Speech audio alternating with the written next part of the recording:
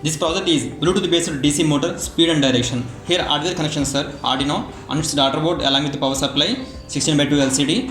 Bluetooth model SC05 is connected to Arduino pin UART. Here DC motor controlled by L1038 driver which is connected to Arduino digital pins. Now power on this.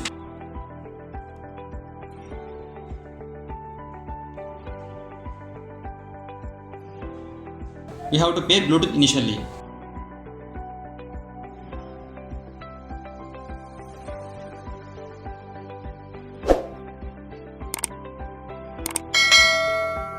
It is asking password. Password is 1234.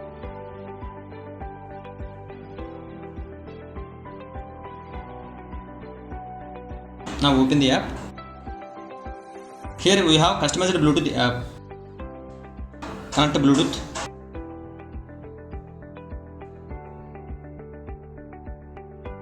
We can control DC motor speeds and direction from app. By pressing these keys, we can control DC motors.